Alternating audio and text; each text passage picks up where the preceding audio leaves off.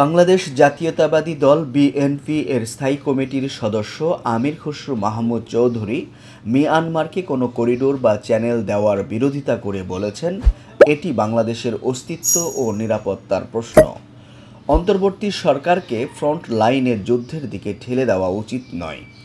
গতকাল রাজধানীর শ্রীরাম মিলনায়তনে বাংলাদেশের ভূ রাজনৈতিক নিরাপত্তা প্রেক্ষিত মানবিক করিডোর শীর্ষক এক গোলটেবিল বৈঠকে তিনি এই মন্তব্য করেন। Centre for governance and security analysis CGSA এই আলোচনার আয়োজন করেন। প্রধান উপদেষ্টাকে উদ্দেশ্য করে আমির খসরু বলেন, আপনি দেশকে এমন বড় ঝুঁকির দিকে নিয়ে গিয়ে কী অর্জন করতে চান? এটি আমাদের ভূ রাজনৈতিক স্থিতিশীলতার জন্য হুমকি।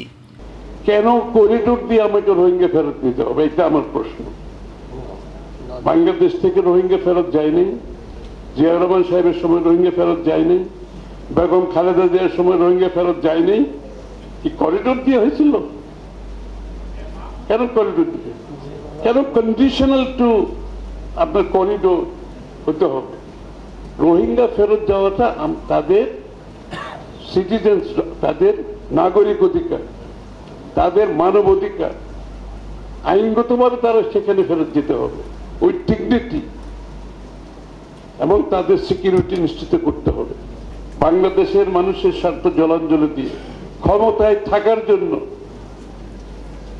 সবকিছুর সাথে কম্প্রোমাইজ করে সে অব্যাহত হবে অন্যান্য রাষ্ট্রের ইন্টারেস্ট সার্ভ করতে।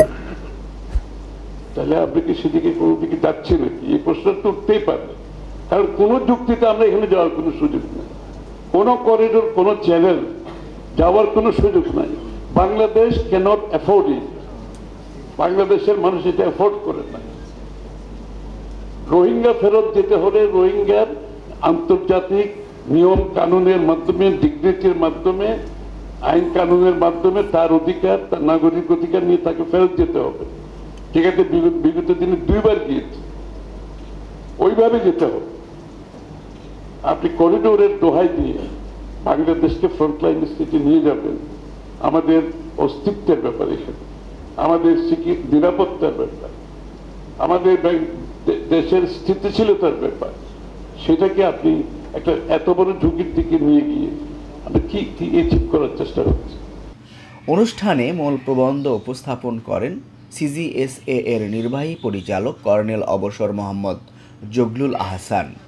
ঢাকা বিশ্ববিদ্যালয়ের অধ্যাপক রুবায়েত ফেরদৌসের সঞ্চালনায় অন্যান্যের মধ্যে বক্তব্য দেন নাগরিক ঐক্যের মাহমুদুর রহমান মান্না, বিএনপির নীলুফার চৌধুরী মণি, এবি পার্টির মুজিবুর রহমান মঞ্জু ও গণ অধিকার পরিষদের বিপি নুরুল হক নূর। বক্তারা মিয়ানমারকে করিডোর দেওয়ার সম্ভাব্য পরিণাম নিয়ে শঙ্কা প্রকাশ করে বাংলাদেশের নিরাপত্তা ও স্থিতিশীলতা রক্ষায় জরুরি পদক্ষেপের তাগিদ দেন।